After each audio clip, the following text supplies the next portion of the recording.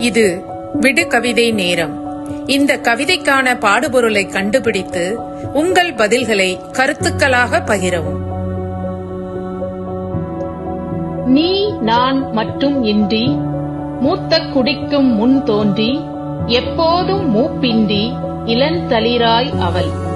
வள்ளுவன் தன்னை உலகினுக்கே தந்து வான்புகழ் கொண்டவள்.